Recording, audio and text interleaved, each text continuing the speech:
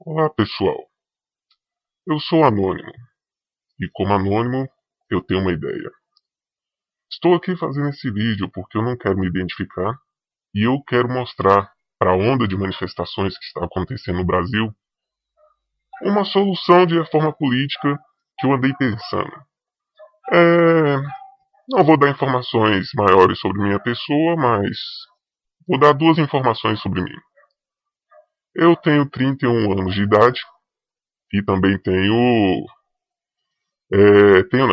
estou quase concluindo o curso de Direito. Antes de mais nada, eu quero que vocês analisem a minha ideia. Vocês não precisam concordar comigo. Vocês não precisam se apegar às mesmas ideias que eu. O que eu estou fazendo é uma ideia. E como uma ideia, eu acho que é interessante que as pessoas olhem, principalmente as que estão manifestando, e vejam se é razoável ou não essas minhas ideias. Não estou isento de crítica, podem criticar à vontade, mas eu acho que, pelo menos na minha análise, as propostas que eu fiz, que eu estudei e dei uma lida, acho que são razoáveis.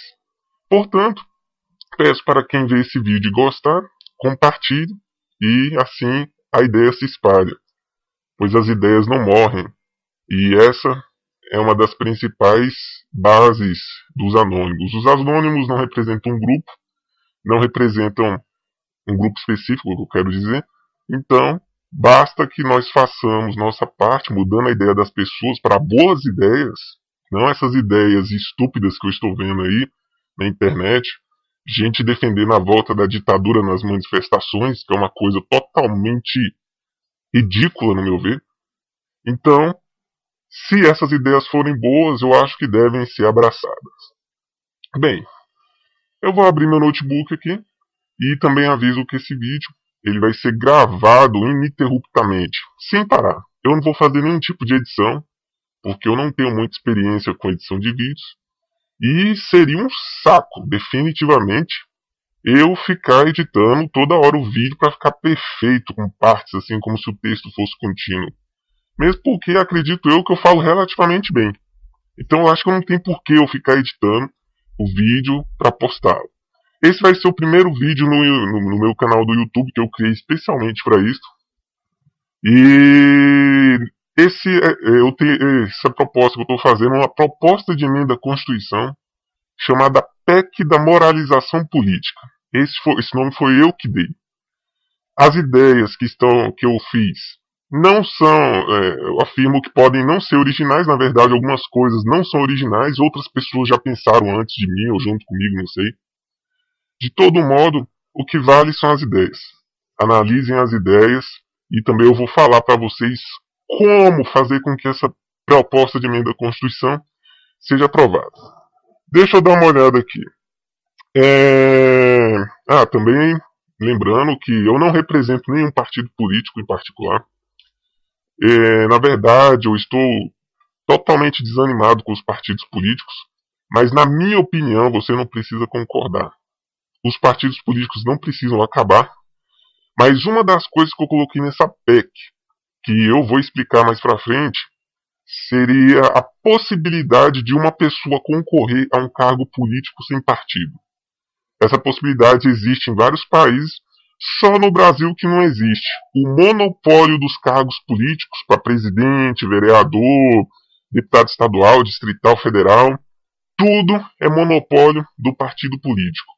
Então, eu acho que uma das propostas que eu fiz, que é fazer com que o cidadão que quisesse candidatar sem estar coligado a nenhum partido político, é interessante, portanto, eu acho que deveria ser feito. Só mais uma coisa também, o único partido político que eu acho que ainda representa um pouco as minhas pretensões, mas que ele ainda não existe, é o Partido Pirata.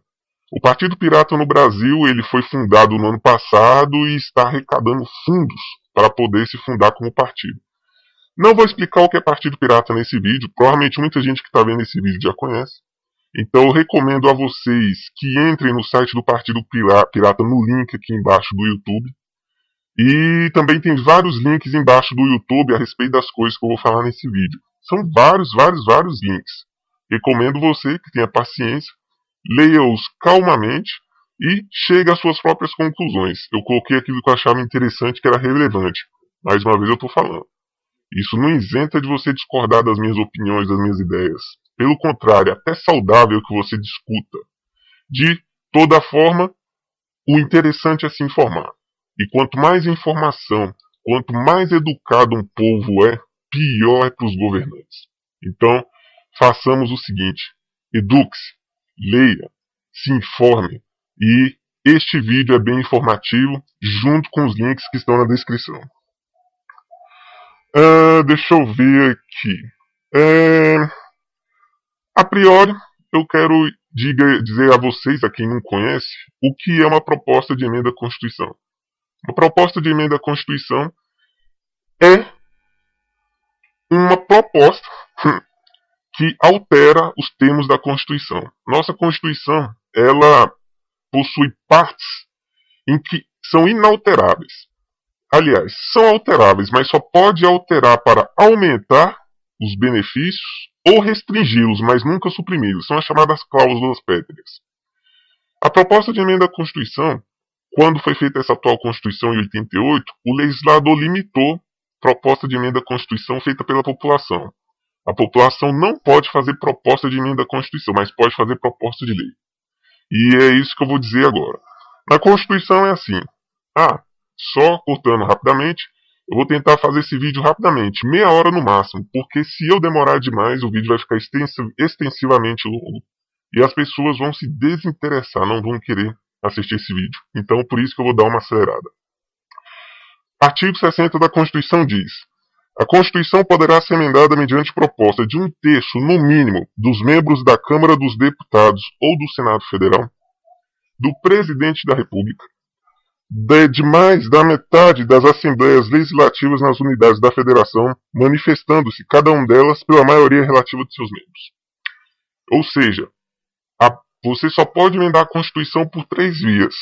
Iniciativa do Presidente da República, ele cria uma proposta de emenda à Constituição e envia ao Congresso Nacional, que vai ser analisado pelas comissões sobre essa proposta. 1/3 no mínimo dos senadores ou deputados, o que quer dizer? Não basta um único deputado propor uma emenda à Constituição. Ele propõe, mas ele precisa de pelo menos 1/3 dos membros da sua casa, Câmara ou Senado, que subscrevam a proposta de emenda para que seja levada à comissão, às comissões temáticas, e elas possam ser analisadas. Se ele não conseguir 1/3, não vai ser nem analisado.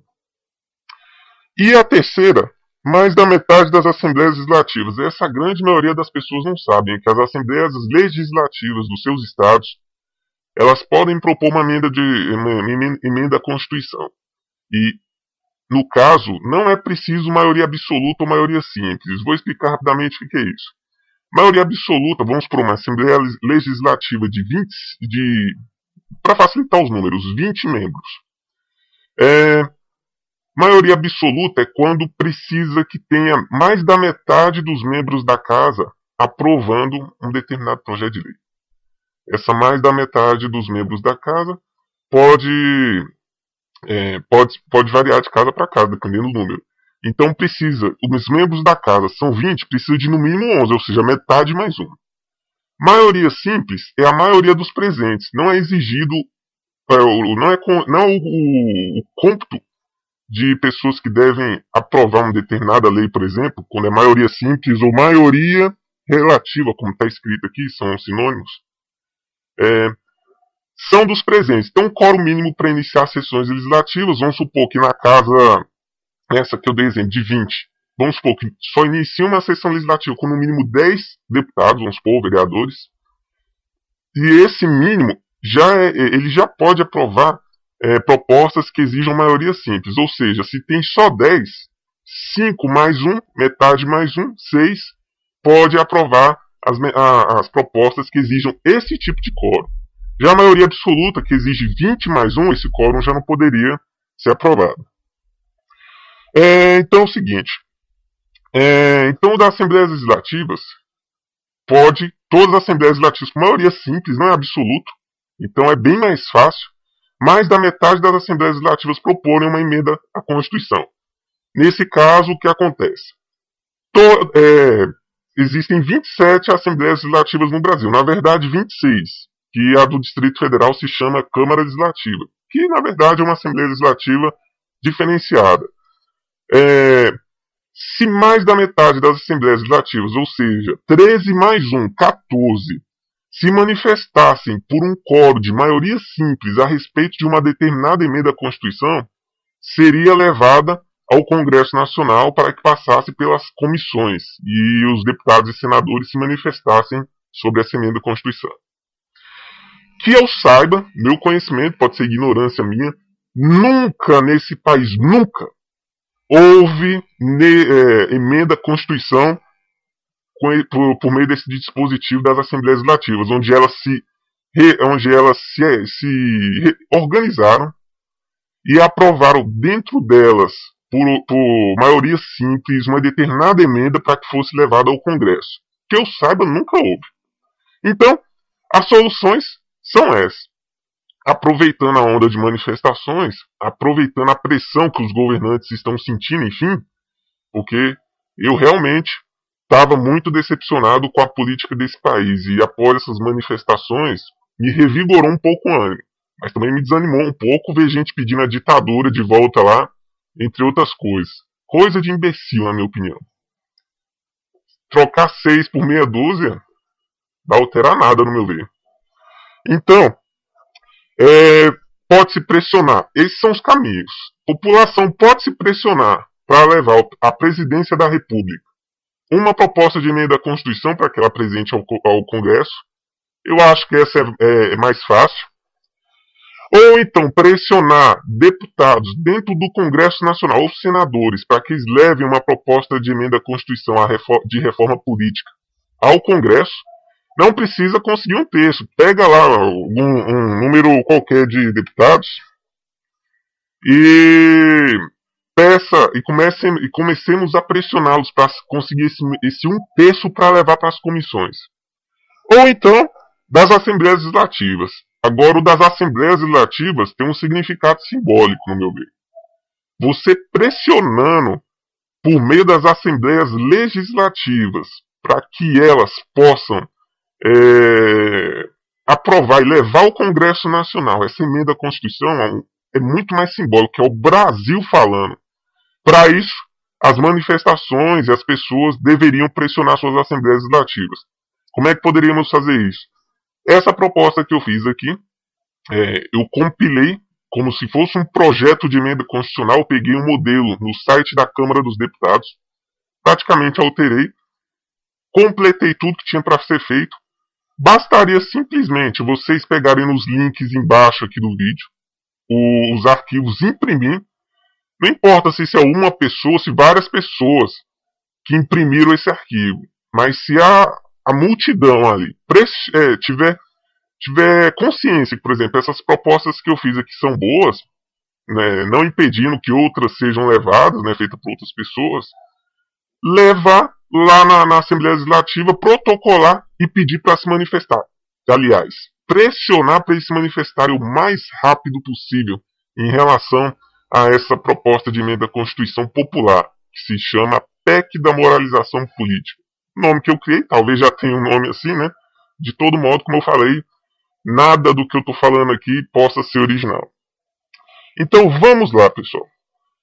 Basicamente, eu quero falar que essa PEC que eu fiz, que eu montei, ela atinge algumas coisas da base política do nosso país. Uma delas eu já falei agora. A possibilidade de qualquer pessoa sem filiação partidária se eleger. Pessoalmente, mais uma vez eu falo, vocês podem discordar de mim, eu não sou a favor da extinção dos partidos políticos. Só que eles precisam de concorrência. E qual é a concorrência? A concorrência não é entre eles, não. A cada dia que passa, eu sou mais convencido que não existe concorrência entre partidos políticos. E que cada um simplesmente governa por seus interesses. Por isso que nós temos todas essas insatisfações aí. Manifestações no Brasil inteiro. Mas uma concorrência de eu, por exemplo, candidato, poder ir sem precisar me filiar a partido político. De eu poder ir no Congresso Nacional, ou como presidente, ou como vereador, defender as ideias que eu acho que são razoáveis, que não seguem necessariamente nenhuma linha ideológica política, defender, convencer a população, e ainda tem mais. Vamos supor que eu sou um candidato independente, me eleito um político independente, e no Congresso Nacional tudo que eu faço, aliás, vamos supor, eleito como presidente, eu envio o projeto de lei para o Congresso e eles nunca o aprovam.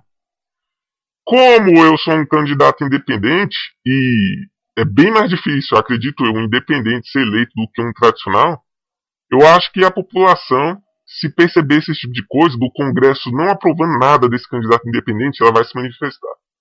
Só que existe um detalhe também. Eu já estou me adiantando, mas só para matar a curiosidade. Existe o chamado fundo partidário, que são os recursos que vão para os partidos, para que eles promovam a sua organização, a questão das eleições e tudo. E também tem o tempo do horário eleitoral gratuito na TV. No meu ver, o candidato independente não tem direito a nenhum dos dois. Porque imagine, como é independente, vamos supor que 10 mil pessoas no Brasil decidam que não vão se candidatar a presidente da República. Então imagine 10 mil pessoas no horário eleitoral. Não vai dar tempo. Cada uma vai falar um segundo. Oi, acabou o vídeo, já vai pro outro. Oi, acabou, já vai pro próximo. Não vai dar tempo. Fundo partidário é a mesma coisa. Como o próprio nome diz, é partidário, para os partidos. Então, imagine, não precisa mais de filiação político-partidária para poder se candidatar a algum cargo eletivo. Aí 2 milhões de pessoas no Brasil se candidatam para algum cargo. Imagine dividir esse recurso com 2 milhões. É muito mais difícil para o governo, para a Justiça Eleitoral e para o Tribunal de Contas da União fazer a prestação de contas com que foi gasto esses recursos, do que se fosse só para os partidos. Então, eu acredito que não deve. Mas tem um detalhe. Hoje em dia, com internet, YouTube, igual eu estou fazendo esse vídeo aqui, precisa de horário eleitoral gratuito na TV? Precisa. As redes sociais, as manifestações foram feitas pela internet, é a prova cabal disso. Partidos políticos estão se tornando ultrapassados e o meio que eles utilizam para poder transmitir sua mensagem, chegar às pessoas e os recursos que eles utilizam estão ficando ultrapassados. Então não é preciso acabar com o partido político. Façamos concorrência. Autorizamos os candidatos independentes. Como eu já falei de candidato independente aqui agora, eu acho que não vou falar mais pra frente. Bem, vamos lá. A Constituição ela define os direitos políticos do cidadão. Quais são os requisitos para que uma pessoa possa se candidatar a um cargo público qualquer?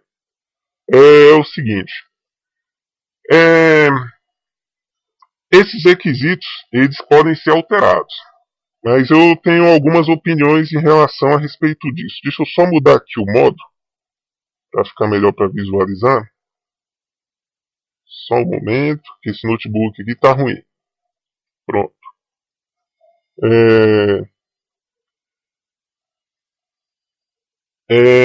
A Constituição ela define os chamados inelegíveis, que são as pessoas que não podem se candidatar a cargos públicos.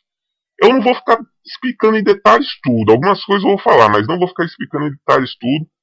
Vocês podem procurar na própria internet, ou tem no link aqui embaixo, a Constituição, os artigos que eu falar, e vocês dão uma lida para se informarem, saber como é a nossa Constituição, para quem não conhece. Bem, é o seguinte. O artigo 14 da Constituição, ela define no parágrafo 3º as alíneas desse parágrafo, os requisitos para poder se candidatar a um cargo público no Brasil. Atualmente são nacionalidade brasileira, pleno exercício dos direitos políticos, o alistamento eleitoral, o domicílio eleitoral na circunscrição, a filiação partidária e a idade mínima. Ok? Vocês leem depois detalhadamente. O que eu fiz? Suprimi a filiação partidária. Na emenda que eu fiz, na proposta que eu criei, ninguém é obrigado a concordar, não exige mais afiliação partidária para poder se candidatar a um cargo político. Então, foi suprimido o inciso 5º, o inciso 6º foi renumerado para inciso 5º, e o inciso 6º, antes, ele só exigia idade mínima para poder se candidatar a um cargo eletivo. Para quem não conhece, é 35 anos para presidente, vice-presidente da República e senador. 30 anos para governador e vice-governador de estado e do Distrito Federal. 21 anos para deputado federal, estadual, distrital, prefeito, vice-prefeito e juiz de paz. 18 anos para vereador. Ok? E o que eu fiz? Aqui muita gente vai discordar. Principalmente o pessoal que é petista, mas eu estou falando mais uma vez. Eu não tenho nenhuma filiação político-partidária. Eu, além dos requisitos de idade que eu fiz para poder se candidatar a um cargo eletivo, eu também fiz um requisito mínimo de escolaridade. Isso mesmo. Eu sei que o pessoal que é petista, que, por exemplo, que votou no Lula, vai ser contra. Eu não sei a escolaridade do Lula. Se eu não estou enganado, eu acho que ele tem ensino fundamental. Pode ser que eu esteja errado. Pode ser que eu esteja ignorante. Tem gente que diz que ele é analfabeto, que ele só tem a 4ª série. Eu não tenho certeza. Eu já ouvi falar, eu li, não lembro onde que ele teria o ensino fundamental. De todo modo posso estar errado. E de todo modo não importa. O que eu estou falando é que provavelmente essas pessoas não vão concordar comigo. Mas hão de concordar que, por exemplo, para exercer um cargo como policial militar, cargo de juiz, cargo de agente administrativo, um cargo de técnico de informática, analista de sistemas, tudo isso exige uma escolaridade mínima. E para um país que quer ser desenvolvido e que quer mostrar que nós temos uma educação de qualidade, que esses investimentos devem ser aumentados e que isso deve refletir na educação do povo, por que não exigir dos nossos governantes escolaridade mínima? Por que não exigir deles a escolaridade como prova de que esse país valoriza a educação? Óbvio, vamos falar, eu já sei alguns argumentos, vamos falar, mas isso restringe a democracia. Então quer dizer que você se candidatar a um cargo qualquer, por nem todos preencher os requisitos, também restringe a democracia. Aí vão falar, não, mas isso o povo não está te elegendo, está concorrendo a uma coisa que não tem nada a ver com o povo. De todo modo, eu acho que se for para dar acesso, tem que dar acesso a todos. Então, se não for para dar acesso, então que pelo menos restrinja com critérios objetivos e razoáveis. A razoabilidade deve ser, eu acho que o guia que nós devemos fazer para todas as coisas, inclusive as coisas pessoais da nossa vida. Então o que acontece? O que eu coloquei? Eu coloquei na minha emenda que para o cargo de presidente, vice-presidente da República e senador são exigidos nível superior. Não vou ficar discutindo esse vídeo aqui, senão vai ficar muito longo. Vocês leem os arquivos que eu deixei embaixo, se concordam ou não. Isso é pauta para discussão, se essa emenda realmente for levada ao Senado, a Congresso, para lá discutir. Governador, vice-governador do Distrito Federal, nível superior também. Governador, presidente da República, tudo é nível superior. E senador. Deputado federal, estadual, distrital, prefeito e vice-prefeito, nível médio. Rapidamente eu vou explicar porque eu coloquei nível médio. Existem municípios no interior do Brasil em que a escolaridade média da população é muito baixa. Não tem por que exigir pessoas de nível superior. Às vezes lá tem uns 15 gatos pingados de nível superior que não tem interesse em concorrer a cargo político lá. E vereador, nível fundamental, pelo mesmo motivo. Município de interior, que a escolaridade média é baixa, nível fundamental para vereador, eu considero razoável. Agora, no mesmo artigo, tem as causas de inegibilidade. Antigamente era assim. São inelegíveis tem os inalistáveis e, entre outros critérios, os analfabetos. analfabeto não pode concorrer a cargo eletivo. É aquele negócio. A pessoa tem que pelo menos saber ler e escrever. E agora eu estou aumentando o nível de escolaridade. Mas o principal, eu alterei de forma que ficou assim, o parágrafo 4, são inelegíveis os inalistáveis, os que não tenham a escolaridade mínima, e antes eram só os analfabetos, e adicionei 3 incisos, o inciso 3, 4 e 5, que não existem na Constituição. O que são esses incisos? É a ficha limpa que lá no Congresso Nacional nossos queridos parlamentares estão tentando alterar para poder facilitar a entrada de deputados já condenados em segunda instância ou transitada em julgado a sentença que ele respondia. Estão tentando modificar. Então eu retirei critérios gerais critérios gerais não, são requisitos gerais da lei de ficha limpa que foi feita em 2010, inseri no texto constitucional e com isso ficaria muito mais difícil para eles conseguirem qualquer manobra por meio de lei para poder alterar, porque eles teriam que alterar a Constituição. E agora que nós acordamos, aliás, o brasileiro está acordado, mas sempre esteve acordado, mas agora se emputeceu de vez.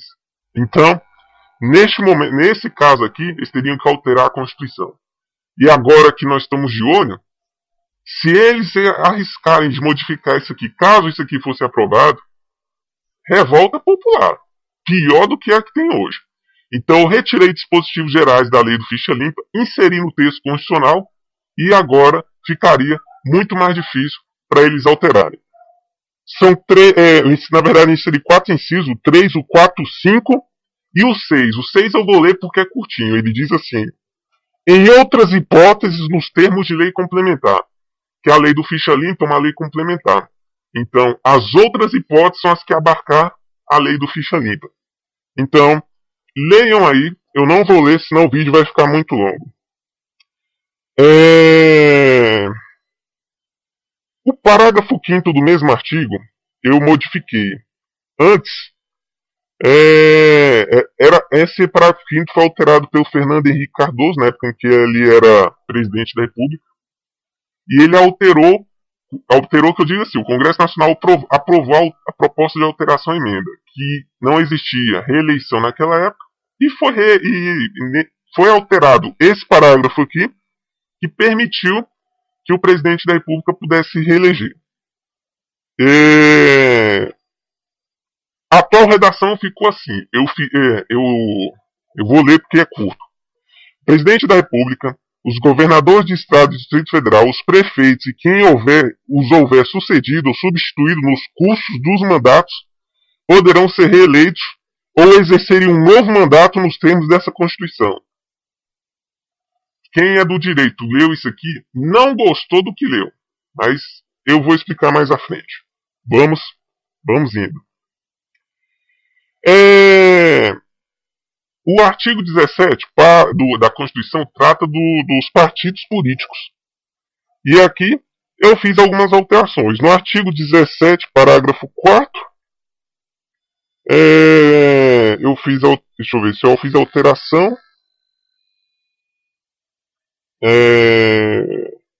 Sim, foi. O parágrafo 4 que eu coloquei sobre os partidos políticos tem a ver com a candidatura independente que eu falei anteriormente. Então, ficou assim, eu adicionei um parágrafo 4 que não existia. O quarto, que é o parágrafo 4 de antes, virou 5 e adicionei o parágrafo 6. Vou ler rapidamente. Parágrafo 4.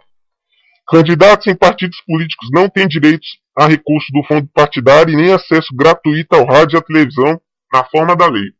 Já expliquei os motivos. Já falei anteriormente o porquê de eu sou a favor dos candidatos independentes e porque eles não devem participar do fundo partidário e do horário eleitoral gratuito. E o sexto, parágrafo 6 que eu adicionei, para dar transparência aos partidos políticos. Que essas doações que eles recebem ficam na caixa preta. Então eu deixei assim. Foi acrescentado esse parágrafo 6 que não existia. Então ficou assim. As doações feitas a partidos políticos deverão ser feitas em contas específicas da Justiça Eleitoral, onde cada partido terá uma conta para este fim. aberta e disponível na internet. Talvez internet não seja um termo que eles vão adotar como texto constitucional, mas aí eles mudam. Sendo obrigatório constar e publicar as informações dos nomes dos doadores, CNPJ ou CPF, valor e data do depósito. Bem, essas foram as alterações até agora que eu falei. O artigo 27 é um artigo que define a quantidade de deputados da Assembleia Legislativa, incluído Câmara Legislativa, que nosso Legislativo Nacional possui. Eu reduzi. Antigamente era assim, vou ler rapidamente. O número de deputados da Assembleia Legislativa corresponderá ao triplo da representação do Estado na Câmara dos Deputados. E, atingido o número de 36, será exercido de tantos quantos forem os deputados federais acima de 12. E agora ficou assim. O número de deputados da Assembleia Legislativa corresponderá ao dobro da representação do Estado na Câmara dos Deputados, ou seja, era triplo. Agora a Assembleia não vai ser mais o triplo, vai ser o dobro. O que quer dizer, o número de deputados da Assembleia Legislativa corresponderia ao triplo. Vou dar o exemplo do Distrito Federal. O Distrito Federal tem um número mínimo de 8 deputados distritais. Federais, desculpa. Então, na Câmara dos Deputados, o Distrito Federal elege um número mínimo de 8 deputados. Como é o triplo, significa 3 vezes 8, 24, a Câmara Legislativa do Distrito Federal possui um número de 24 deputados distritais. Com essa alteração eu reduzi, vai ser o dobro. Em vez de 24, 2 vezes 8, 16. Então, a partir de hoje, todas as câmaras, todas as assembleias legislativas do país, a partir de hoje não, a partir da emenda desta emenda que fosse aprovada, o número seria reduzido. Ao invés de ser o triplo do número de deputados federais, vai ser o dobro. Tem links embaixo na descrição explicando como é que se calcula o número de deputados, entre outras coisas. Vocês olham aí depois. Também deixei claro o seguinte. Uma das coisas que eu falei que eu quero deixar, que eu fiz nessa emenda aqui, é limitar o número de reeleições. Eu não entendo por que um deputado pode criar carreira política no mesmo cargo o resto da vida. Vou dar um exemplo para vocês. Na época que eu fazia cursinho para pré-vestibular, um professor de história me falou aos alunos em sala de aula, que o deputado Antônio Carlos Magalhães da Bahia, já falecido, ele entrou no Congresso Nacional quando era no Rio de Janeiro em 1956, salvo engano. E ele assistiu à posse do presidente Juscelino Kubitschek. Ou seja, ele fez a carreira política, quer dizer, a vida inteira foi político. Eu não acho isso certo. E muita gente eu acho que concorda com isso comigo. O serviço, a política é uma honra que deve ser prestada à sociedade, que a pessoa te elegeu e você está lá para representá-la. O problema é quando o cara fica muito tempo, ele começa a acomodar. E se o povo não faz pressão, piorou ainda. E foi o caso. O Brasil agora que está começando a reagir a tantos desmandos da política. De toda forma, eu acho que é interessante reprimir esse tipo de iniciativa, então eu criei isso aqui. Será de 4 anos o mandato de deputados estaduais, permitindo exercer no máximo 3 mandatos. Esse é o parágrafo 1º que está alterado. Parágrafo 1º do artigo 27. Eu acrescentei esse. Permitido exercer o cargo no máximo 3 mandatos. Se eu sou deputado estadual e me candidato uma vez e sou eleito, eu exerci um mandato. Então eu só posso exercer mais 2 mandatos no máximo. Se eu cumprir 3 mandatos como deputado estadual, nunca mais vou poder ser deputado estadual. Posso me concorrer ao cargo de prefeito? Posso. De vereador? Posso. De governador? Posso. Deputado federal? Posso. Presidente da República? Posso. Deputado federal? Ou deputado estadual? Nunca mais. Então, as emendas que eu fiz aqui, de forma a limitar o número de reeleições que pode concorrer ao mesmo cargo, para o mesmo cargo como eu acabei de falar. Então, você, por exemplo, exercer o cargo de senador, como eu coloquei aqui, 2 mandatos. O cargo de mandato de senador é 8 anos, o que daria 16 anos. 2 vezes, não pode nunca mais, acabou. Sai da política. Sai da política não, sai daquele cargo ali. Porque a política nacional precisa de oxigenação, pessoas novas. E principalmente pessoas sem partido político, para poder oxigenar a política desse país. Muitos não concordam com isso. Tem gente que defende o fim das eleições legislativas, mas é bem radical. De certo modo, estou sendo meio conservador, mas já estou limitando, não é para sempre. Tem gente que acha o seguinte, eu já li na internet pessoas dando opinião falando que, eu acho o seguinte, independentemente do poder legislativo que for, ou seja, municipal, estadual, federal ou distrital, se a pessoa exercer o cargo um cargo de parlamentar qualquer 3 vezes, independentemente da esfera, morreu, não pode mais participar da política no âmbito do legislativo. Tem gente que realmente pensa assim. É algo até meio interessante, né? Mas isso, será que não sufocaria também o legislativo em si? Tirando, de repente, bons candidatos que poderiam ainda contribuir? Mas é aquele negócio. Aí tem aqueles maus candidatos que contribuem bastante, né? Com a má imagem do Brasil, com o desvio do recurso público. E, infelizmente, me vem na cabeça aquela frase, né? Os justos pagam pelos pecadores. É um caso a se pensar. A princípio eu fiz isso aqui, podem discordar à vontade, de repente tem gente que vai pegar essa minha proposta e vai melhorar. Todos esses meus arquivos aqui estão sob a licença, vão estar sob a licença Creative Commons, qualquer um vai poder alterar. Então, basicamente é isso.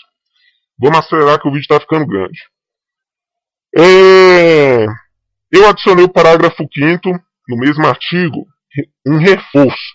E eu adicionei para todos os outros cargos também. Porque no direito é engraçado. O advogado ele gosta de interpretar além do que a lei está dizendo. Mas às vezes a lei também é muito crua, ela não diz exatamente. Eu coloquei aqui em cima, como eu falei, permitido exercer no máximo o cargo no máximo 3 mandatos. Beleza.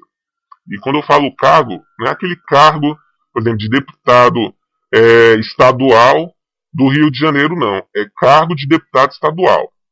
Se você foi deputado estadual no Rio de Janeiro 3 vezes, tu não pode ser nunca mais deputado estadual no Brasil. Ou seja, tu não pode mudar para São Paulo, seu domicílio eleitoral, e lá se candidatar a deputado estadual. Não, morreu. Mesma coisa, isso é também pro Sarney. Ele mudou do Maranhão, acho que pro Amapá, se eu não estou enganado, para poder se candidatar lá a senador. Então, no direito, eles gostam muito de interpretar, às vezes, a lei. Então, eu criei esse reforço aqui, Os deputados estaduais que tenham exercido 3 mandatos não poderão nunca mais, eu coloquei nunca mais, se candidatar a este cargo de deputado estadual. Porque senão, vão começar a interpretar que eu te falei. Ah, não, mas a emenda constitucional fala de deputado estadual. Mas ela não especifica se é deputado estadual naquele estado. De repente, então, a pessoa pode se candidatar a deputado estadual no outro estado. Não. Por isso que esse reforço. Esta medida se aplica aos suplentes que tenham exercido mais de 1 ano de mandato, tempo este consecutivo ou não, contagem feita a partir do quantitativo de sessões ordinárias legislativas feitas dentro de uma legislatura, nos termos do artigo 44, parágrafo único dessa Constituição, presente ou não na sessão. O que eu falei aqui. Existem deputados e senadores, eles têm seus respectivos suplentes. Quando o deputado ou o senador sai para exercer um outro cargo, e o suplente, que a pessoa, o vice, entre aspas, né, vem substituindo. Se, por exemplo, o cargo de deputado são de 4 anos, isso é a legislatura, o mandato do deputado, é de 4 anos. Se ele sai para ocupar um determinado cargo político, por exemplo, uma secretaria de Estado ou um ministério, se ele ficar mais de 1 ano, se ele ficar mais de 1 ano e o suplente dele exercer esse cargo por mais de 1 ano, contado o número de sessões legislativas do qual ele deveria participar, mesmo que não tenha participado, se somar se esse número for superior a um número X, eu não sei qual é, de sessões legislativas que um ano tem, considera-se mandato efetivo. Então ele já perdeu um mandato, uma possibilidade de se candidatar de repente, já que nessa ocasião aqui ele estaria como suplente. Vamos adiantar. A eleição de governador e vice-governador do estado, artigo 28, para mandato de 4 anos, permitido no máximo 2 mandatos, e tem todo o resto aqui que eu não vou ler. Vocês leem aí depois. Da mesma forma, parágrafo 3º eu coloquei para reforçar. Governador que tem exercido 2 mandatos não poderá nunca mais se candidatar a este cargo. Mesma coisa. Ah, sou governador no Rio, então vou me candidatar em São Paulo. Não. Esta medida se aplica a vice-governador que tem exercido mais de 1 ano de substituição ao governador, contagem feita dentro do mandato, considerando este prazo mínimo como mandato efetivo. Mesma lógica para deputado estadual, e esse texto aqui é a mesma lógica para deputado federal, vereador, prefeito e presidente da República. O que eu estou colocando aqui é o seguinte: estou falando que uma pessoa só pode se candidatar 2 vezes ao cargo de governador e nunca mais. Eu fiz a mesma alteração para a presidência da República. Uma pessoa que se candidata à presidência da República só pode ser presidente 2 vezes. Não pode nunca mais se candidatar a esse cargo. Nos Estados Unidos é assim. O Barack Obama, ele foi eleito. Daí ele foi reeleito agora no final do ano, acho que foi ano passado, se não estou enganado. E terminado esse mandato agora, ele nunca mais pode ser presidente da República. Nunca mais pode se candidatar.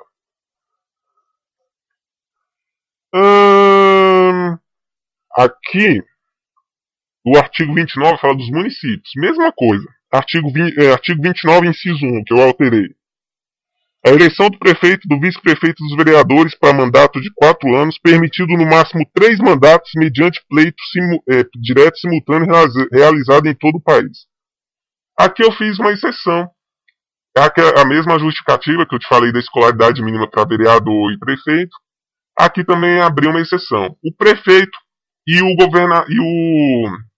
prefeito e o vereador, eles podem se candidatar 3 mandatos, no máximo. No caso, a exceção que estaria aqui, desculpe, né, o lapso aqui me deu um branco aqui.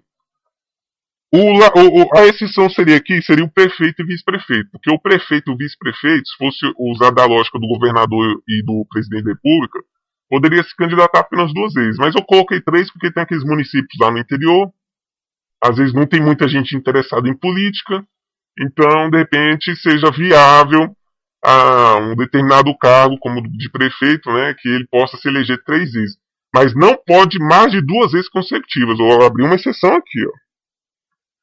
E foi o que eu fiz. Artigo 29 incluiu o inciso 2. Prefeito não pode exercer mais de 2 mandatos seguidos, e aqueles que tenham exercido 3 mandatos não poderão, ou não poderá, nunca mais se candidatar a este cargo. Esta medida se aplica a vice-governador que tem exercido mais de 1 ano de substituição ao prefeito, contagem feita dentro do mandato, considerando este prazo mínimo como mandato efetivo. O inciso 5 desse mesmo artigo 29, que na verdade era 4, virou 5, eu fiz várias alterações substanciais. Eu não vou falar uma por uma, porque são várias. Basicamente o que dizia antes. Foi feita uma emenda constitucional em 2009 e ela definia qual era o critério para se definir a quantidade de vereadores que teriam um determinado município. Basicamente era pela quantidade de população, eles definiam números. Esses critérios eram tantos que ia da linha A à linha X. Ou seja, foi quase o alfabeto inteiro. Muito complexo, muito ruim. O que eu fiz? Cortei a gordura e aglutinei em 5 incisos A, B, C, D, E. E reduzi o número total de vereadores que o município pode ter. Falando rapidamente. Municípios com até 50 mil habitantes, 8 vereadores. Entre 50 mil e 500 mil, 14. Sim. Vou falar aqui de novo. Desculpa, deixa eu voltar, rebobinar. Nesse mesmo inciso eu defini a quantidade de vereadores que o município pode ter e o subsídio, que é o nome do salário que eles recebem, vai ter também. Em cidades de até 50 mil habitantes, os 8 vereadores terão 8 vereadores. E o subsídio dele será 10% do subsídio do deputado estadual. O que eu fiz? Mais para frente, eu modifiquei um artigo na Constituição que definia qual eram os limites no salário de prefeito, deputado, etc. Basicamente, o que eu fiz foi o seguinte. Hoje, o presidente da República, eu acho que recebe 28 mil reais. Com a alteração, eu fiz que um governador de estado só pode receber 50% desse valor máximo. E um prefeito só pode receber 50% do valor de um deputado estadual. Ou seja, se um presidente da República ganha 28 mil reais, eu não estou lembrado se é 28 ou 26, é um negócio assim. 28 mil reais hoje. Um governador de estado só pode ganhar 14 mil reais de subsídio. E um prefeito só... e isso é o máximo. Quando fala que pode ganhar, é assim. O governador do estado só poderá ganhar até no máximo 50% do subsídio de um presidente da República. Ou seja, pode ser menos, mas no máximo até 50%. Então, 28 mil, 14 mil, prefeito só poderá ganhar no máximo 50% do subsídio de um governador de estado. 28 mil, 14 mil, 7 mil. Prefeito no Brasil, em qualquer cidade do Brasil, só poderá ganhar no máximo 7 mil reais de subsídio, como exemplo eu estou dando. Então, no caso dos vereadores, é a mesma coisa. Eu fiz esse escalonamento. Deputado federal ganha 28 mil. Deputado estadual ou distrital ganha 50% do valor de um deputado federal, ou seja, daria 14 mil, até 50%, aliás. E vereador só ganha até no máximo 50% do que um deputado estadual ganha. Ou seja, 28 mil, 14 mil, 7 mil. Essa parte aqui que é interessante. Eu falei até 50%. Só que esse inciso aqui desse artigo que eu alterei define, pelos critérios de habitante, quanto ele vai ganhar, respeitado até os 50 mil. Então ficou, repetindo, 8 vereadores para municípios com até 50 mil habitantes, subsídio de 10% do subsídio de um deputado estadual,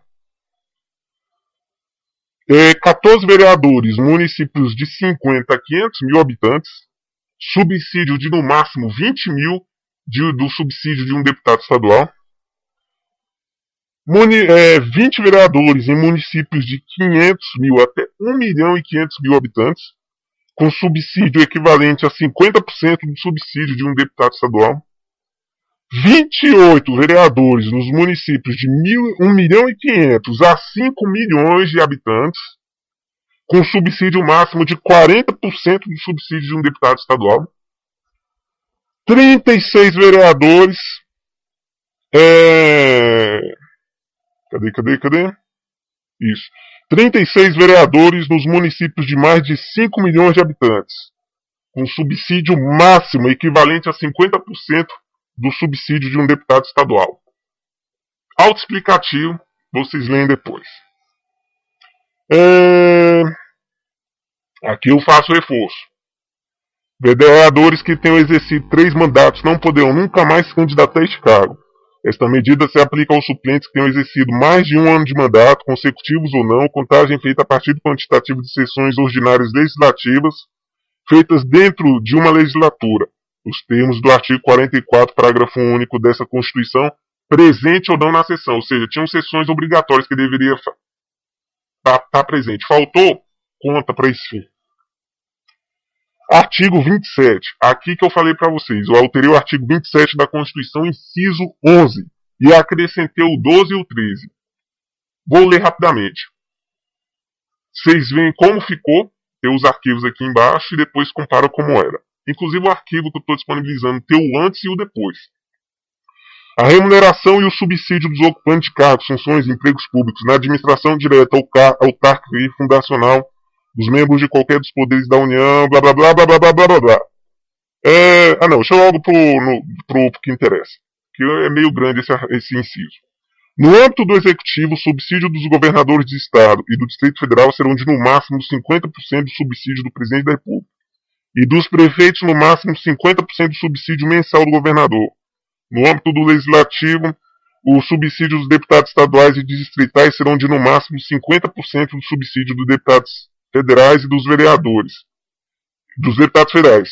E dos vereadores serão de no máximo 50% do subsídio do deputado estadual, observado o artigo 29, inciso 5, que é o que eu falei anteriormente. 10, 20, 30, 40, 50% de subsídio máximo para vereador, dependendo da quantidade de habitantes que tem o município. Só uma coisa para esclarecer. Também ali na internet tem gente que é a favor de deputados, cargo eletivo político, não ter nenhum tipo de remuneração, salário, subsídio. Bem, essa é a proposta mais radical de todas, né? Eu estou defendendo de fato uma proposta mais conservadora, mas que reduz bastante os gastos. Então, tem gente que realmente é a favor. Ser presidente da república, ser deputado, não ganha nada. Principalmente depois que vira um vídeo que mostra, eu acho que como é que é o sistema político na Suécia, onde eles moram em apartamentos funcionais bem simples, não ganham salário, entre outras coisas. Bem, realmente é louvável e eu acho que, se realmente pudesse ser, seria. Eu gostaria que fosse daquele jeito, mas será que realmente dá para ser assim no Brasil? Porque o Brasil, vocês sabem como é que é.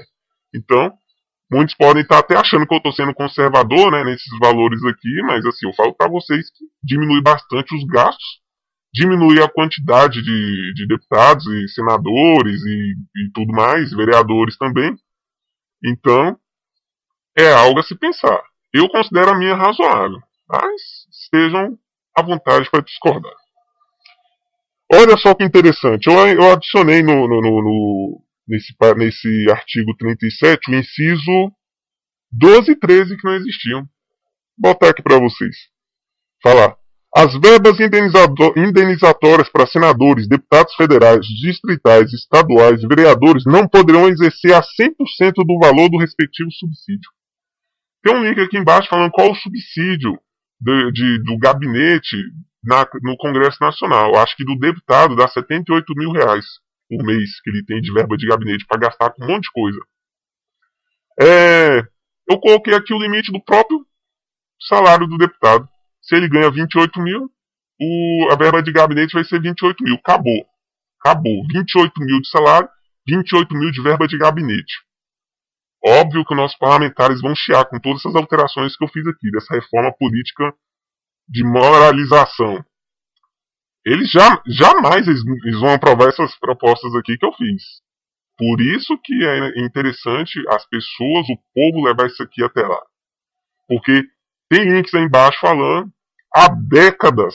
Tem um link que é de 1999, que eles estão planejando uma reforma política, mas nunca sai do papel. Eles não querem reduzir os próprios salários, não querem reduzir as próprias benesses, não querem reduzir as verbas indenizatórias, não querem nada. Cabe a nós tomar iniciativa. Então, nós vamos tomar iniciativa. E é por isso que eu fiz esse vídeo. Cada um norte para as pessoas, fomentar a discussão. Se as pessoas concordarem com essas minhas propostas, ou se acharem que devem ser alteradas em alguns pontos, ou, sei lá, oferecer uma nova proposta, estejam à vontade, mas já dei o norte, já falei como levar uma emenda da Constituição no Congresso. Então, caberá quem assistir esse vídeo fazer o que deve ser feito. E o inciso 13, eu coloquei o seguinte. Esse inciso é extremamente importante. Nós estamos acostumados a ver os desmandos dos membros do Poder Legislativo, que eles podem aumentar o salário deles à vontade. Assim, se chegar amanhã, der a doida lá no senador, vamos aumentar nosso salário que está muito baixo, e eles aprovarem, aumentou, já era. Esse inciso 13 aqui, eles nunca vão querer que seja implantado, se essa emenda aqui fosse levada até lá para discutir. Mas, e daí? A vontade popular é maior. E essa aqui é de bater com ferro na cabeça. E é o seguinte. A alteração dos valores do subsídio mensal dos ministros do Supremo Tribunal Federal, do Presidente da República, dos deputados federais e senadores, assim como as das verbas indenizatórias dependem de prévia aprovação da população por meio de plebiscito organizado pelo Tribunal Superior Eleitoral. O artigo 37, inciso 11, que eu mostrei para vocês, eu vinculei como é que seria a questão do subsídio desses agentes políticos. O escalonamento, como eu expliquei para vocês. E dos vereadores também. Então estão todos conectados. Todos conectados para eles receberem aumento no município, no estado, a nível federal tem que aumentar. Já acontece assim, já é assim. Mas eu reduzi bastante esses valores. E agora, se eles querem aumentar os próprios salários, vai ter que fazer plebiscito para a população aprovar. O Tribunal Superior Eleitoral, ele tem as competências para esse tipo de situação. Ele faz plebiscito, faz as eleições gerais no país. Então, deu a doida num deputado. Ele quer aumentar o subsídio dele, ou do ministro do Supremo Tribunal Federal, desses agentes políticos todos, inclusive ministros do Supremo Tribunal Federal são agentes políticos. Não são escolhidos pelo povo, mas são escolhidos pelos parlamentares. Quer dizer, escolhidos pelos parlamentares não, são aprovados pelos parlamentares, no caso, os senadores, e sabatina no Senado Federal. Então, aqui acaba a farra. Para todos os mais altos cargos do país, presidente da República, parlamentares do Congresso Nacional e ministros do STF, quer receber aumento? Beleza. Vai fazer plebiscito para a população antes, perguntando se eles autorizam o aumento e ainda mais. Não é se já autorizam ou não. No plebiscito eles já vão ter que dizer em quanto vai aumentar. Essa é polêmica. Mas eu tô torcendo. Espero que o pessoal esteja com essa consciência política afiada para poder mostrar a eles que esta emenda aqui vai ser implantada. Olha, vocês podem discordar de todo o restante, mas algo desse tipo aqui tem que constar numa reforma política. Por favor. Artigo 44 fala do Poder Legislativo e tinha um parágrafo único no artigo 44 que eu transformei em parágrafo 1º e adicionei o parágrafo 2º que diz o seguinte: deputados federais e senadores poderão exercer o cargo no máximo 3 e 2 mandatos, respectivamente. Você pode ser deputado federal 3 vezes só e senador somente 2. Como o cargo de deputado federal são 4 anos, se você exercesse ele 3 vezes, dariam 12 anos. E de senador, como são 8 anos, se tu exercesse ele 2 vezes, seria 16 anos no total. Uma coisa que eu fiquei pensando, né? Eu pensei, tá aberta a discussão, de repente vocês acham que é mais razoável. 2 mandatos de senador dá 16 anos, é muito tempo. Seriam equivalente a 4 mandatos de deputados federais. Poderia ser o seguinte: o senador pode se candidatar 2 vezes, ser eleito 2 vezes, aí o primeiro mandato de 4 anos, e o segundo, como sempre é obrigatório, no caso do deputado senador, no caso de senadores, eles se proporem candidatos a senador com seus respectivos suplentes, então de repente seria razoável. Eu não coloquei isso, mas esteja aberto a discutir. Ele exerceu o primeiro mandato integralmente, o segundo só até a metade, 4 anos, e o suplente substitui ele pelos 4 anos seguintes. Então ficaria igual ao deputado federal. Na prática seriam 12 anos no máximo que o senador poderia exercer. E o segundo mandato, que seria de 8 anos, o senador que foi reeleito exerceria 4. Os 4 restantes seriam exercidos pelo suplente. E esse suplente poderia ainda se candidatar mais uma vez a senador. É interessante essa proposta, mas eu não coloquei aqui. Fica aberta a discussão. Com o artigo 45, parágrafo 1º, eu reduzi o número de deputados federais que cada estado da federação terá. Basicamente é o seguinte: essa é a redação antiga. O número total de deputados, bem como representantes do estado e pelo Distrito Federal, será estabelecido por lei complementar, proporcionalmente à população, procedendo aos ajustes necessários no ano anterior às eleições para que nenhuma daquelas unidades da federação tenha menos de 8 deputados federais ou mais de 70 deputados federais. São Paulo é o único estado do Brasil que tem 70 deputados federais. Aí outros próximos que acompanham é Minas e outros. Tem o link aí embaixo para vocês conferirem. Eu reduzi esse número. Eu alterei o de 8 ou mais de 70 deputados para 8 ou mais de 50. Diminui em 20. E como isso vai ser adaptado proporcionalmente à população, atualmente temos 514 deputados federais. Eu acho que fica na casa de uns 40. Muito deputado federal, muito. Eu acho que isso deve cair para uns 440 deputados federais no máximo, que já é uma redução bastante boa. Vocês acham que os congressistas vão querer aprovar isso aqui? Por isso é necessária a tua mobilização. Eu conto com você. Eu estou dando um norte, mas eu não posso fazer nada sozinho e eu não quero ser líder nem nada. Tanto é que eu estou aqui de máscara, não quero me identificar porque eu quero que vocês levem a ideia. Eu não quero que vocês levem o meu rosto. Levando essa ideia para frente, eu espero de você que está assistindo esse vídeo que nós possamos mudar esse país. Já está acabando, acho que o vídeo está longo, acho que deve ter meia hora ou 40 minutos, mas já está acabando. Parágrafo 3º que eu adicionei reforço. Deputados federais que tenham exercido 3 mandatos não poderão nunca mais se candidatar a este cargo. Esta medida se aplica aos suplentes que tenham exercido mais de 1 ano de mandato, consecutivos ou não.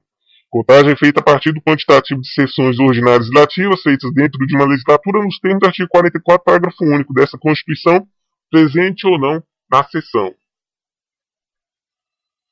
Mesma coisa. Artigo 46, parágrafo 4º, adicionei. Não existia. Senadores que tenham exercido 2 mandatos não poderão nunca mais se candidatar a este cargo. Essa medida se aplica aos suplentes que tenham exercido mais de 2 anos de sessão ordinária legislativa. No caso, como o mandato do suplente, do senador é de 8 anos, acho que é mais razoável não exigir 1 ano, mas 2 anos de substituição. Que aí consideraria como mandato efetivo. Contagem feita a partir do quantitativo de sessões ordinárias legislativas feitas dentro de uma legislatura dentro de um mandato de senador nos termos do artigo 44, parágrafo único dessa Constituição, presente ou não na sessão. Só esclarecer melhor, acho que não ficou explicado. Qualquer um que substitua o deputado, o senador ou vereador, deputado que eu estou falando é geral, federal, distrital, estadual, dentro de uma legislatura, no período de 4 anos, vai ser considerado efetivo exercício um mandato exercido se o número de sessões que ele deveria, em que ele substituiu o titular, somar o número de sessões que normalmente uma sessão legislativa ordinária, que é aquela que tem 1 ano, tem. Vamos supor que uma sessão legislativa ordinária em 1 ano seja num total de 53 reuniões que tem na casa legislativa respectiva. Vamos supor. É composta de 53 reuniões dentro de um calendário de 1 ano. Se durante esses 4 anos o que substitui o titular no cargo legislativo, o número de substituições exceder esse número 53, hipotético esse número, contará como mandato efetivo nesses 4 anos. Artigo 55, alterei, perderá o mandato o deputado ou senador. São 6 hipóteses. Mas eu alterei o artigo 2º. Esse artigo 2º, há muito tempo está em discussão no Congresso, que é o fim do voto secreto. Mas, assim, já está há décadas isso lá. Eles não mudam, eles não querem eliminar isso. Eles querem proteger os seus colegas que fazem coisas erradas. Então, eu alterei o seguinte. Eu não sei qual a redação que está lá. Tem proposta em relação a isso. Mas aqui, eu martelei final. Eu coloquei assim, o parágrafo 2º. A perda de mandato... Esse aqui é alterado. Depois vocês veem o original. A perda de mandato de deputado federal ou senador será por voto aberto e maioria absoluta. Assegurada ampla defesa. Só isso. Voto aberto. Para nós, como eleitores, sabermos como estão agindo os nossos representantes. Esse é o objetivo que eu fiz em relação à emenda deste parágrafo aqui. Também alterei o artigo 66. Basicamente, o que é? O presidente veta um projeto de lei que ele considera inconstitucional, não considera politicamente correto, é devolvido ao Congresso Nacional. Os deputados e senadores em sessão conjunta eles vão votar esse veto do Congresso, esse veto do presidente da República. Só que esse veto é feito por voto secreto. E aqui é a mesma coisa. Eu alterei o parágrafo 4º do artigo 66. Ficou assim. Vocês veem o original depois. O veto será apreciado em sessão conjunta, dentro de 30 dias a contar de seu recebimento, só podendo ser rejeitado pelo voto da maioria absoluta dos deputados e senadores, em votação aberta. Antes era em escrutínio secreto, votação secreta. Não, aberta. Eles estão argumentando, eu já li a respeito disso, que eles não querem acabar com esse voto secreto que está aqui. Nós, como eleitores, devemos exigir, sabe por quê? Porque se o presidente da República vetar um determinado artigo de lei em que ele acha que pode prejudicar a população, e que, de repente, análise de pessoas, de especialistas da área e tudo, acham que realmente aquele veto, aquele artigo ali que foi vetado, poderia trazer problemas à sociedade, nós temos que saber quem vai votar contra ele. Ou seja, nós temos que saber quem são os parlamentares ali que estão a favor da população ou apenas pelos seus interesses, que é o caso da maioria que está lá. Então, essa é a questão. Aí aquele negócio, mas e se o presidente votar um determinado projeto quer dizer, se a presidente não vetar um determinado artigo de lei que foi feito, que vai beneficiar a ela ou a classe política dela. Se ela fizer isso, a população vai estar de olho, vai estar sabendo que ela teve claras intenções, quer dizer, o presidente teve claras intenções de se beneficiar em não vetar aquela parte ali. Então, a responsabilidade, o peso vai cair sobre o presidente. E o contrário também. Se for um veto a favor da população e os parlamentares tenderem a votar contra, podem votar contra, mas o voto vai ser aberto. Vocês vão prestar contas com a população depois. Por fim, artigo 82 fala está dentro do poder executivo na Constituição e fala sobre o presidente da República. O artigo 82 eu alterei e ficou assim. O mandato de presidente da República é de 4 anos, permitido no máximo 2 mandatos, e terá início no 1º de janeiro do ano seguinte ou da sua eleição. Eu incluí permitido no máximo 2 mandatos, que eu exigia. Como eu falei anteriormente, estou limitando o número de eleições, o número de mandatos que um presidente da República pode ter. Por fim, eu adicionei o parágrafo único ao mesmo artigo, que não existia. Ficou assim. Presidente da República que tem exercido 2 mandatos não poderá nunca mais se candidatar a este cargo. Esta medida se aplica a vice-presidente que tem exercido mais de 1 ano de substituição ao governador. Ao governador não, ao presidente. Encontrei um erro aqui. Vou corrigir, vou recolocar lá na internet. É que praticamente eu só copiei os trechos que são análogos, né, que funcionam da mesma maneira, e eu esqueci de alterar. Mas, lendo corrigidamente, esta medida se aplica a vice-presidente que tem exercido mais de 1 ano em substituição ao presidente, contagem feita dentro do mandato, considerado este prazo mínimo como mandato efetivo. Acabou, pessoal.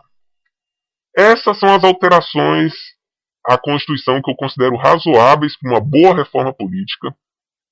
Provavelmente existem ideias melhores que as minhas por aí, mas essas minhas ideias, como eu falei, são só para dar um norte. Eu considero que a maioria delas são razoáveis. Se vocês pararem para analisar a situação que está hoje e como pode melhorar, certamente eu acredito que está razoável. Eu acredito que nada que eu fiz aqui é insano. Então vão ter críticas, óbvio. Tem gente que vai odiar, tem gente que vai gostar. Só sei que no final das contas, o importante é que nós façamos uma reforma política de verdade nesse país. Está precisando. Os políticos estão achando que esse país aqui eles podem fazer o que quiser. Eu te falo, como cidadão, eu estava bastante desanimado com esse país. As falcatruas políticas. Lendo na internet jornais locais, vindo de falas de deputados ou de vereadores, falando Ah, eu aprovo o que eu quiser, eu coloco o salário que eu quero, que essa população burra continua votando em mim. Olha o que o cara fala. Então, eu acredito que é hora de mudar e mostrar para esses caras que o Brasil precisa de moralização na sua política. Deixando aqui uma conclusão final a respeito da minha posição política, eu tendo ao anarquismo. Eu acredito que um país possa ser governado sem um Estado. Mas eu não sou defensor do anarcocapitalismo, que é o que muitos querem por aí. Muitos não, na verdade é uma minoria. O que é? O Estado é extinto e quem vai mandar na sociedade são as empresas. Isso nada a ver. A pior coisa que existe é uma espécie de Darwin. Já existe um chamado darwinismo social, que seria as pessoas se matarem pelos escassos recursos que existem na sociedade. E existiria um darwinismo empresarial, né? As empresas mais fortes dominariam o mundo. Já acontece isso na prática de modo velado. Mas eu não seria a favor disso, porque eu falo de modo velado porque ainda existe o Estado que finge que manda no mundo. A verdade é que a política é o menor dos problemas, quando você para analisar e você se aprofunda um pouco mais nos problemas da sociedade. Eles lá, na verdade, a maioria deles é representante de algum tipo de interesse, sejam dos bancos, sejam das indústrias, seja dos interesses agropecuários, ou seja, eles, no final das contas, são fantoches, é a verdade. Mas acredito eu que a moralização na política pode ser feita, já é um bom início, só que eu acredito que o anarquismo só funcionaria em um país com altas taxas de educação, e um país como o Brasil, tu implantar o anarquismo, vai virar um caos, é a verdade. Eu acredito nisso. Mas, acima de tudo, eu acredito que o sistema econômico atual está ultrapassado e que não existe solução. A tendência é piorar, cada vez mais piorar. E vai piorar, vocês podem ter certeza disso. Então, ao pessoal que assiste esse vídeo, eu recomendo que vocês façam as manifestações, corram atrás, façam essa reforma política, de repente, nos moldes que vocês acharem mais interessantes, de repente no molde que eu sugeri. Mas, acima de tudo, se informe mais sobre tudo na sociedade. Hoje em dia a gente precisa de informação de tudo. A gente não pode ficar com a cabeça igual um cavalo, assim, ó, vendo só um foco. A gente tem que saber de tudo. Por mais que possa parecer complicado, por mais difícil que seja, é aprender um pouco de política, um pouco de economia, um pouco de produção. É interessante nós sabermos um pouco de produção.